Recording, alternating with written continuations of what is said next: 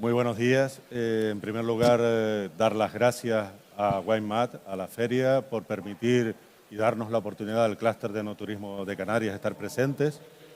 Y, por supuesto, también al Gobierno de Canarias, a través de su Consejería de Agricultura, Gestión del Medio Rural de Canarias, que han facilitado el que nosotros estemos aquí y que podamos acercar a Canarias destino enoturístico, a los asistentes a esta feria. Canarias, muchos de ustedes saben que tenemos vinos singulares de altísima calidad, de alto prestigio, pero lo que no se termina de consolidar, y en ese sentido el clúster trabaja de forma intensa y creo que será un objetivo a conseguir en relativamente poco tiempo, porque creo que se dan todas las cuestiones necesarias para convertir a Canarias en ese destino enoturístico de calidad y de referencia a nivel mundial. Es la razón por la que consideramos que esta feria en Madrid es un escaparate ideal para proyectar no solo a España, a Europa, sino al resto del mundo, que Canarias, además de vinos, es el sitio ideal para descubrirlos, ir a nuestras bodegas, participar con nuestras empresas socias que hacen turismo activo, turismo relacionado con el sector del vino, turismo relacionado con la gastronomía, con los productos de cercanía, y acercarse a un territorio que además ofrece, dado que somos un destino turístico internacional maduro y consolidado, pues ofrecemos una planta alojativa y una conectividad tanto aérea como marítima muy importante, con lo cual las facilidades para estar en Canarias y desde Canarias hacer turismo del vino, pues creo que son todas. Participamos con 3 mesas, y en cada una de ellas estarán 2 socios del clúster, en este caso Daniela Reverón, por Bodegas Reverón, una bodega que está en Vilaflor, uno de los municipios más altos de España, no sé si el más alto, pero ahí está, a las faldas del Teide, un entorno natural privilegiado, pero bueno, como todo lo que tenemos en Canarias, no es por echarnos flores, desde el punto de vista paisajístico, natural, medioambiental, pues sin duda es un polo de atracción importante. Y por otro lado está Borja de Mesa, por bodegas, ay Dios, me confundo, El Lomo, en Tegueste, y también en este caso estamos hablando de Tegueste, zona casi costera del norte de Tenerife, medianías, también que es una zona emblemática con una tradición vitivinícola de siglos y además es un entorno pues también sumamente extractivo. Quiero comentar que estamos trabajando en el desarrollo y en los próximos días subiremos el programa de las jornadas de enoastroturismo que vamos a hacer, y en ese sentido Bodegas El Lomo es una bodega certificada Starlight, con lo cual ponemos también en valor uno de los grandes activos que tiene Canarias, que es su cielo y la posibilidad de hacer observaciones astronómicas que combinan muy bien además con la experiencia enoturística. Hecha esa introducción, y disculpen la extensión, paso directamente a plantearles una serie de cuestiones a ellos, que son los que verdaderamente saben. Bueno, me van a permitir que me ayude el guión para no dejarme nada atrás. Realmente, cuando hacemos enoturismo, como cuando hacemos cualquier otro tipo de actividad empresarial, tiene que pasar necesariamente por su rentabilidad. No puede ser simplemente un acto de romanticismo, de amor por el vino, por la agricultura, porque si no sucede lo que sucede en todas partes, que las personas que se incorporan, los jóvenes, pues evidentemente no lo van a hacer, o les gustaría hacerlo por amor, por romanticismo, pero al final de mes hay que ir al súper, hay que pagar la compra, y hay un personal en las bodegas al que hay que retribuir, hay toda una serie de gastos, y si no se consigue esa rentabilidad, pues obviamente no tiene futuro, y aquí es donde entra el enoturismo como una actividad complementaria, generando pues una actividad de alto valor añadido. Y quería preguntarles precisamente a ambos, por esa actividad, por el enoturismo, qué factores, qué claves hay que tener para que realmente sea esa actividad rentable por sí misma y no un mero complemento de la actividad de producción y venta de vino. Por favor, Borja. Bueno, pues buenos días a todas, a todos, los presentes, por supuesto, y a la gente que nos ve desde sus casas hoy o dentro de un ratito, ¿no? ¿Qué hay que hacer? Pues cambiar el sombrero. Básicamente tienes que dejar de pensar como un bodeguero, con todo lo bueno que tiene ser bodeguero, y empezar a pensar en algo que es radicalmente opuesto, que es como un gestor turístico. Desde todo lo que son los protocolos de bienvenida, señalética, atención al cliente y sobre todo, y algo que parece ridículo decirlo, ¿no?, acostumbrar a todo el personal que está trabajando allí en la finca y trabajando en la bodega, acostumbrarlo a lo que es el recorrido del turista, que es curioso por naturaleza, y a trabajar con puertas abiertas, pero con total seguridad, ¿no? Entonces, todo esto que parecen cosas que son evidentes es probablemente una de las cosas más complicadas de implementación, ¿no? Porque tienes que cambiar el chip ya no solamente a la propiedad, sino que tienes que cambiar el chip a todos y cada una de las personas que trabajan dentro de la bodega, ¿no?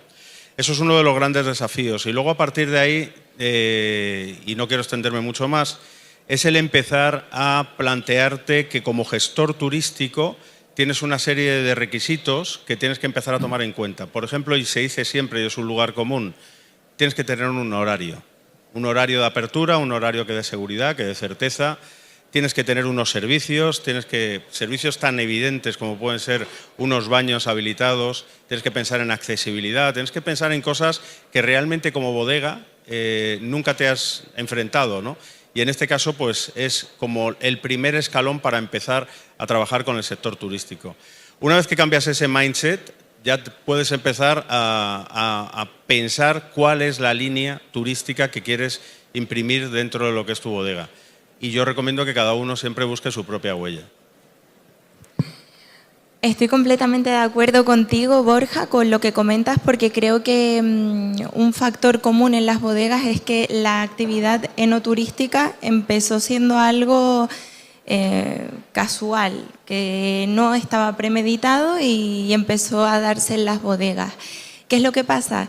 Que el ejercicio de ese cambio de sombrero que tú comentas es muy importante porque, si bien es cierto, le damos muchísima prioridad a los procesos de la producción del vino, pero no tanto a los procesos que sí deben de haber en la actividad enoturística. Tienen que estar planteados de manera muy clara, de manera muy precisa y sobre todo volviendo un poco a la cuestión de la rentabilidad. ¿Cómo podemos hacer para buscar esa rentabilidad, aumentarla respecto a las visitas que recibimos en las bodegas? Bajo mi punto de vista, considero que hay veces que centramos la atención al principio del embudo, concretamente en la captación. Oye, ¿cómo hago yo para atraer clientes a la bodega? Y eso está muy bien y es sumamente importante. Pero considero que si queremos aumentar la rentabilidad de ese turista, deberíamos de poner incluso más atención en el embudo del cross-selling, es decir, ok, yo ya he hecho un trabajo de captación, pero ¿cómo puedo hacer yo para, una vez el cliente está en bodega, venderle unos servicios complementarios? Entonces creo que es muy importante establecer unos procesos y dentro del mismo saber dar prioridad no solamente a cómo traerlos, sino a cómo venderle en su conjunto. En el caso de Daniela, de Bodegas Reverón, es la tercera generación de la bodega, por lo tanto una amplia tradición, y me interesaría preguntarle a esta tercera generación si la forma en la que se percibe el desarrollo del enoturismo, por ejemplo, que tiene tu padre Diego, ¿cómo se adapta a estos nuevos tiempos? ¿Qué giro hay que darle? Si es que hay que dárselo para adaptarnos a nuevos consumidores, que es el objeto de la tercera ponencia. Pero como esta es específica del negocio del enoturismo, tu visión como tercera generación de la bodega, ¿cuál sería? Mi visión es que hay que ponerle muchísimo foco a la digitalización, sin duda, porque inevitablemente cuando tú tienes un producto que con tantísimo esfuerzo sacas adelante, obviamente que te sale natural y del alma y del corazón darlo a conocer. Por ello, cuando yo veo a mi padre las intenciones que tiene en cuanto a actividades, no me parece extraño que esté tan ligado con el enoturismo. Ahora bien, un reto que tengo yo concretamente como tercera generación es hacerle ver la importancia que tiene la digitalización en los tiempos en los que nos movemos. Así que... Y concretamente, Borja, tú que además profesionalmente te mueves también en otros ámbitos de gestión de empresas, de la docencia, el mundo del enoturismo en relación a otros sectores económicos, ¿qué carencias podrías, por ejemplo, con respecto a otras derivadas del sector turístico, cojeamos de algo? ¿Qué opinas? Yo creo que no cojeamos de nada. Yo creo que es una cuestión de orden y de foco. O sea, es empezar un poco a priorizar cuáles son las cosas que un turista puede mandar en cualquier destino, ¿no? Evidentemente, y lo comentábamos antes del cross-selling, ¿no? Ya la bodega ya no está dirigida a los amantes del vino. O sea, cambiar esa perspectiva ya nos hace ver la bodega de otra manera diferente, ¿no? O sea, preguntaban o se comentaba en uno de los foros en los que acudimos cómo se ve un enoturista, y sacaron la cámara y nos enfocaron a todos los que estábamos ahí, ¿no? Decía, a ver, un enoturista es hasta el perro que lleva acompañando a una familia, y muchos no beben vino. Entonces, ¿qué es lo que tenemos que hacer? Pues quizás empezar a pensar qué es lo que le podría interesar a uno mismo cuando acude a un destino turístico. Qué es lo que espera, qué es lo que le gustaría encontrar, y sobre todo empezar a pulirlo de tal manera que salga de forma natural e incorporarlo dentro de lo que es esa vida y ese día a día dentro de la bodega. Es interesante ver cómo cuando vemos el desarrollo enoturístico, ya no solamente de las Islas Canarias, que quizás hemos llegado un poquito más tarde, pero con muchísimas ganas y con unos estándares de calidad extraordinarios, porque si de algo sabemos en Canarias es de atender a 18 millones de personas que vienen a visitarnos cada año. Entonces, de turismo sabemos mucho. ¿Cómo trasladamos eso a la bodega? Ahí es donde está, yo creo que el desafío. Carencias ninguna. De hecho, ya van apareciendo en bodegas servicios como es el alojamiento dentro de la propia bodega, restauración, y además una restauración de nivel alto, por no decir muy alto, excursiones que, como comentaba antes Daniela, conectan ya no solamente lo que es la bodega, sino otros aspectos. Yo creo que realmente lo que tenemos que empezar a hacer es un poco ordenar y ver cuáles son las capacidades que podemos atender de una forma natural y coherente con nuestro modelo de negocio y donde estamos. Yo comentaba en la introducción de algunos de los valores que tiene Canarias como destino, pero para ir más allá del tópico de lo que todos sabemos, me gustaría que ambos, y de esos valores que tiene Canarias, paisajes, agrosistemas, conectividad, etcétera, etcétera, que ustedes hicieran una valoración de lo que supone desde el punto de vista económico para capitalizarlo como, digamos, negocio para las bodegas.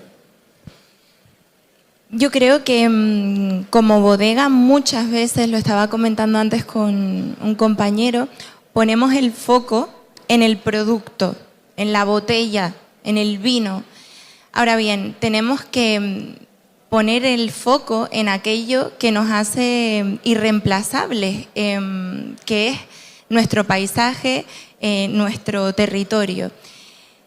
La manera en la que yo enfocaría, sobre todo a nivel de marketing y de storytelling, que esto es algo muy, muy, muy importante, porque para que algo tenga valor, una persona tiene que saber percibirlo, y para que lo pueda percibir se tiene que comunicar, y es poner el foco precisamente en nuestro proceso de producción, que con tantísimo esfuerzo realizamos las producciones que realizamos, y es ahí donde creo yo que tenemos que poner el punto de mira y transmitirlo. Gracias.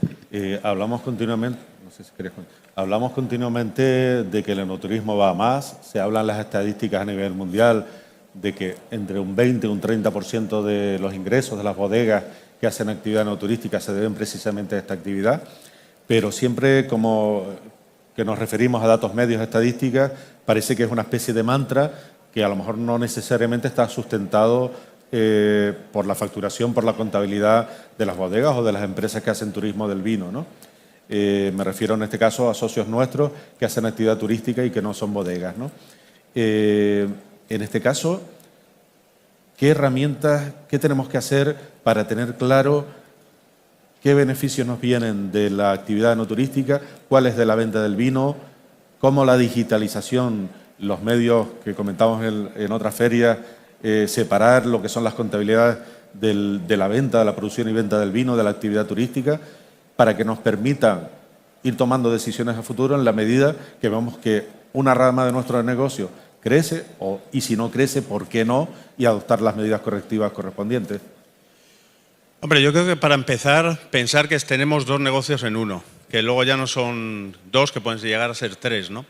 Pero pensar que tenemos dos negocios, son dos unidades de negocio que tienen características totalmente diferentes y que se mueven por una línea común, que es en este caso la bodega, ¿no? Y el sector del vino, pero no, vuelvo a repetir, no solo pensando en el que consume vino, ¿no? Entonces, la diferenciación exige, evidentemente, una gestión diferenciada, exige probablemente atender a un perfil de personal totalmente diferenciado, porque cada vez es más difícil poder dar un servicio de calidad enoturístico a los visitantes que vienen y al mismo tiempo poder atender lo que son las necesidades propias de la bodega. Es decir, hay que empezar a planteárselo como un modelo de negocio y donde ese modelo de negocio va a exigir un estudio diferenciado, ¿no? Y el estudio diferenciado viene precisamente, y hablaba Daniela, y me parece además absolutamente necesario, ¿no? Porque esa parte de atracción muchas veces, en nuestro caso, va a venir a través de la digitalización. Y va a venir también de foros como este, donde podemos coger y decir, oye, Canarias está muy bien, tenemos Teide, tenemos Volcán, tenemos unas playas extraordinarias, climas, 8 islas, pero también tenemos una parte interior extraordinaria, ¿no? ¿Cómo atraes a un turista que va a un resort a meterse tierra adentro, a subir de 0 a 1.200 metros de altitud, que hay algo que les espera? Imagínense las expectativas que tenemos que crear. Pero por centrarme un poco en la pregunta y reforzar un poco ese concepto, tienes que plantearte que son dos modelos de negocio y que los dos modelos de negocio exigen atención y exigen unos requisitos que son totalmente diferentes, ¿no? ¿Dónde viene la piedra de toque para hacer rentable? Probablemente en el personal. El personal es el mayor gasto, entre comillas, que para mí es la mayor inversión, porque realmente la experiencia que tenemos es con ese front office, ¿no? Tengo aquí grandes compañeros que hacen trabajo extraordinario. Si yo no formo muy bien al personal, y ahí miro a la gente joven, porque es una oportunidad extraordinaria, si la persona que va a dar la imagen de nuestra bodega no es nuestro vino, es aquella persona que le va guiando a lo largo de todos los estadios y que le hace muy amable, que se sabe adaptar totalmente a las necesidades de ese cliente, que le va a hacer una experiencia memorable, eso es la persona. Evidentemente hay que hacer un coste, es un coste y una inversión. Y evidentemente lleva una formación. Y no esperemos dar un golpe y que empiece a darnos dinero. Hay que ser realistas. Cuando yo abro una tienda es muy difícil que eso empiece a funcionar. Hay que tener paciencia, son 4 o 5 años de duro trabajo y luego pues saberse mantener. Totalmente de acuerdo, importantísimo la formación del personal y sobre todo, diría, en el área comercial, que tengan conocimientos de venta y aún más importante, que sean capaces de transmitir la historia que hay detrás de cada botella de vino, porque al final lo verdaderamente importante, y yo creo que el impacto que hay que crearle al turista es generarle una emoción, generarle un recuerdo y que se active en consecuencia la mejor herramienta de marketing que existe, que es el boca a boca. Y eso es muy importante que el personal lo interiorice y sea capaz de transmitirlo. Respecto a lo que comentabas de las dos líneas de negocio, por supuestísimo que sí. Creo que es súper importante tener claridad numérica para entender verdaderamente cuál es la facturación de la bodega, de dónde está viniendo y ver la realidad, y para ello pues tener cuentas contables evidentemente diferenciadas e inclusive no solamente contabilizar la actividad enoturística por la actividad en sí, sino por la venta de botellas que conlleva. Y bueno, a día de hoy hay herramientas de gestión espectaculares y maravillosas. Con el clúster estamos trabajando también en alguna cosita para poder fomentar la automatización de procesos de facturación y demás, porque otra cosa muy importante, modernizarnos en cuanto a sistemas. Esto ya de contar las botellas una a una y dar de baja de forma manual o hacer ticketings con bolígrafo, pues ya no es que no esté de moda, sino que por una cuestión de control es muy importante también adoptar todas estas medidas de digitalización. Por lo tanto, en ayudas como pudo ser la del kit digital, está muy bien, la parte de la página web o un sistema operativo, pero sobre todo yo enfocaría la digitalización a lo que es el control. Y respecto a las dos líneas de negocios que comentabas, Borja, que estoy completamente de acuerdo y por ello comento lo que comento respecto a la gestión y al control, creo que es súper importante que como bodega no nos olvidemos que la actividad enoturística tiene que ser un complemento. No caer en la tentación de ver ese objeto brillante que a lo mejor da mayores márgenes de beneficio y dar una prioridad excesiva al enoturismo, porque si esto funciona y seguirá funcionando es porque tenemos un producto excelente.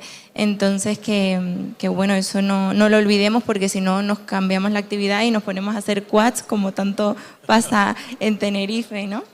Bueno, me están señalando que nos quedan 5 minutos, se ha ido la media hora realmente rápido y yo quería, para finalizar, bueno, comentar que además de los agradecimientos, tenemos una línea de colaboración estratégica y muy importante también con la Consejería de Turismo del Gobierno de Canarias, y gracias a eso se ha reconocido por primera vez oficialmente que el enoturismo es una actividad turística y de ello ya forma parte de los registros de actividades del Gobierno de Canarias. Fue una gestión que hizo el clúster y una sensibilidad que tuvo la Consejería de Turismo y que felizmente podemos abrir las puertas, es decir, que contamos con todos los requisitos oficiales necesarios para una actividad que cada vez es más potente. Para finalizar, aunque hemos hablado bastante de digitalización, al margen de esa necesidad que va a ser lo que marque la transición hacia el futuro, ¿qué aspectos señalarían ustedes en los que tenemos que trabajar más a corto plazo? Hablo de futuro, pero de futuro inmediato. Y por último, como clúster, que además somos los únicos de España que engloban la actividad no turística, y es verdad que nosotros pues somos un compendio que generosamente compartimos conocimiento y en el que hay bodegas más grandes, más pequeñas. Con esta apreciación, el enoturismo como complemento de actividad de alto valor añadido está al alcance de los pequeños, de los grandes, de todos. Hay que desarrollar productos específicos que se adapten a cada necesidad, aunque obviamente estoy diciendo algo evidente, pero existe, o sea, hay margen para que pequeñas bodegas artesanales tengan ese desarrollo no turístico y bueno, lo que les comentaba, que es más perentorio a corto plazo para cerrar esta mesa. Intentaré ser lo más breve posible para una pregunta que, Dios mío, nos da para 5 horas. En primer lugar, creérselo. En segundo lugar, una vez que te lo has creído, poner todos los recursos y todo el empeño posible para sacar eso adelante. Es decir, no vale con intentarlo, tienes que poner esfuerzo y, como hemos señalado antes, tomártelo como algo muy profesional. Es un complemento, da muy buenos ingresos si lo haces bien. Luego hay un factor que creo que es fundamental y creo que lo estamos hablando un poco como por encima, ¿no? Que era alianzas. El vino es un atractor. Las bodegas somos polos de atracción. Polos de atracción a cosas que son muy interesantes para un visitante. Nosotros somos polos de atracción para la comercialización o la conexión con otros negocios locales, artesanales, como puede ser una quesería, como puede ser un taller de alfarería, como puede ser un montón de cosas que pasan alrededor nuestro y que siempre pasan en el interior y que no tienen la entidad o no tienen la capacidad para poder atraer a gente, ¿no? Entonces nosotros tenemos que tener esa responsabilidad también, ¿no? Y luego el tema de, creo que la última parte, que no se va a decir, pero yo lo quiero traer aquí, crear alianzas. Crear alianzas. Nosotros en nuestro caso estamos aquí y, como pueden ver, es Latitud de Vida, Islas Canarias, estamos buena parte de las bodegas del archipiélago. Esto es a través de políticas de colaboración con entidades público-privadas, la nuestra sería una público-privada, pero GMR, el Gobierno de Canarias, el Cabildo, los diferentes cabildos, hasta con los propios municipios, nosotros tenemos que ser aliados. Ser aliado no es poner la mano, es tú me das y yo te doy. Es decir, a veces no te están pidiendo dinero, lo que te están pidiendo es que hagas las cosas bien y que dejes el municipio en un buen lugar. Creo que el factor de las alianzas siempre hay que decirlo, porque nosotros al final no dejamos de tener la responsabilidad de presentar el territorio a gente que no sabe ni de, pues hasta 5 minutos antes de entrar en la puerta, qué es lo que se va a encontrar. Considero, con la pregunta que hiciste, Hernández, si el enoturismo tiene cabida para pequeñas, medianas, grandes empresas, que hay algo con lo que nacemos cuando somos niños, que es la creatividad. Y que a lo largo de la vida, desgraciadamente, tendemos a perderla. Está en nuestra responsabilidad mantenerla. ¿Qué es lo que pasa? Que como dueños de negocios, muchas veces nos enfrascamos en el hacer, y no dedicamos tiempo a algo muy importante que comentaba con un compañero, que es al hecho de pensar. ¿Y por qué digo esto? Porque evidentemente que una bodega pequeña puede tener una grandísima cabida en el enoturismo, inclusive más que una bodega grande, porque le puede dar un valor a la experiencia incalculable. Entonces es una cuestión de creértelo, como bien comentabas tú, Borja, de saber transmitirlo. Ese poder de comunicación es importantísimo, y sobre todo de crear alianzas, como comentabas, alianzas con otras industrias, la industria de la gastronomía, con belleza, con deporte, para poder crear experiencias verdaderamente de alto valor donde prima la calidad y no la cantidad. Entonces, mi consejo para absolutamente cualquier bodega es poner creatividad en el ámbito enoturístico, también en la producción, que se hacen cosas maravillosas, pero creo que ahí está la clave. Bueno, por nuestra parte, agradecerles a ustedes por haber estado presentes, por habernos escuchado, a Daniela, a Borja, por su conocimiento, por su experiencia, y nosotros como clúster, cualquiera que desee contactar con nosotros, intercambiar cualquier experiencia, con cualquier cuestión que se les pase, Enoturismo de Canarias es nuestra página, también en redes sociales nos tienen, y bueno, para lo que necesiten y deseen. Muchísimas gracias a todos.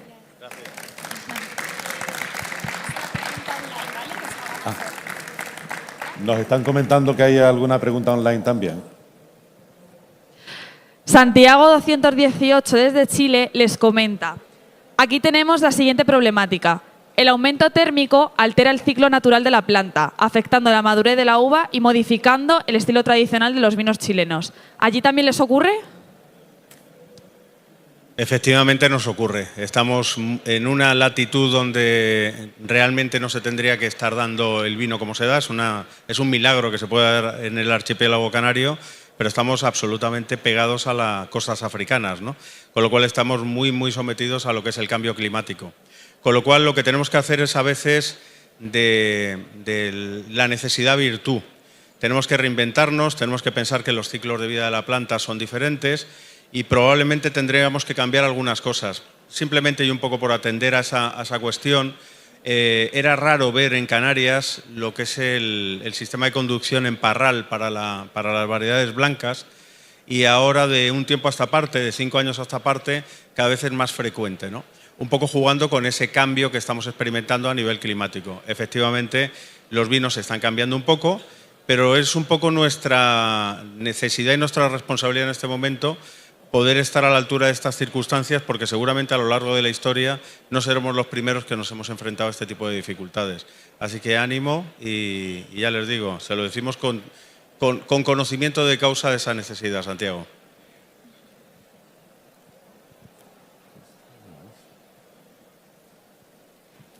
Pues nada, muchísimas gracias y nada. Participamos en 2 mesas más, están en el programa de la feria. Les invitamos a unirse a las siguientes también. Gracias a todos. Gracias. Reserve your space at the 2027 fair.